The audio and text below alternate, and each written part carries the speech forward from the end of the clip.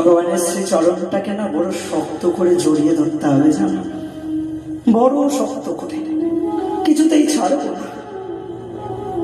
তুমি যদি আমায় ছেড়ে দাও তবু আমি তোমায় ছাড়বো না, কারণ আমি জানি তুমি ছাড়া আমার আর কেউ নাই, যায় কিছুতেই ছাড়বো না গো।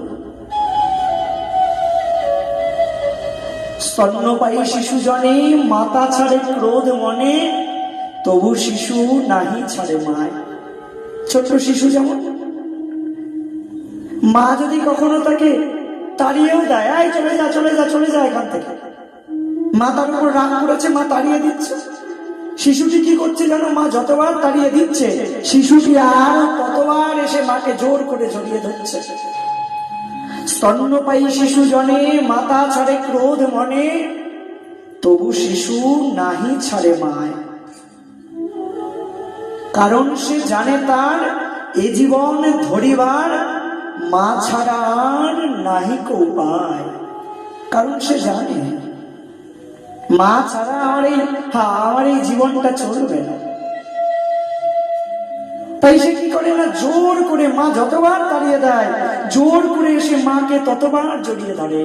ঠিক সেইভাবে ভগবানকেও জড়িয়ে ধরতে হবে, ভগবানের শ্রীচরণটা ঠিক ওই প্রকার ভাবে জড়িয়ে ধরতে হবে। ঠাকুর, তুমি ছাড়া আমার যে আর কেউ নাই গো, আমি তো তোমার চরণে সব সমর্পণ করে দিয়েছি। এই জগতে অনেকের হয়তো অনেক আছে, অনেকের হয়তো অনেক জায়গায় যাওয়ার জায়গা আছে, কিন্তু আমার তো তোমার চরণ ছাড়া কিছু নাই প্রভু। আমি কোথায় যাব বলো তো? তাই সাধু বড় শক্ত করে ভগবানের শ্রীচরণটাকে জড়িয়ে ধরেন আর বলেন, ঠাকুর আমায় না চরণ ছাড়া করো না গো,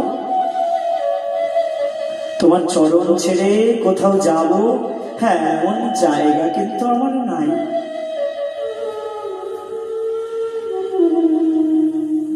তাই অমন করে শিশুর মতন করে চরণটাকে জড়িয়ে ধরতে হবে, শিশুর মতো সরল হতে হবে। হৃদয়ে যদি গরল থাকে, গরল অর্থাৎ বিষ, হৃদয়ে যদি বিষ থাকে তবে কিন্তু তার কৃপা পাওয়া যাবে না। হৃদয়টা সরল হতে হবে, সরল অর্থাৎ সুন্দর। যার হৃদয় সুন্দর আমার ভগবান তার হৃদয়ে বিশ্রাম করেন। কার হৃদয় সুন্দর জানো? বৈষ্ণবের হৃদয় সুন্দর। তাই তো বৈষ্ণব হৃদয়ে সদা গোবিন্দ বিশ্রাম, গোবিন্দ কহেন মম বৈষ্ণব পরা। তাই তো বৈষ্ণবের হৃদয়ে আমার ভগবান সদা সর্বদা বিশ্রাম করেন, কারণ তার হৃদয়টা বড় সুন্দর। যে সুন্দর হৃদয়ে আমার ভগবান থাকে। তাই সরল হয়ে শিশুর মতন করে অমন করে তার চরণটা জড়িয়ে ধরতে হবে। আর কেউ যদি একবার অমন করে তার চরণটা জড়িয়ে ধরে তবে সে কিছুতেই চরণ ছাড়া করতে পারবে না।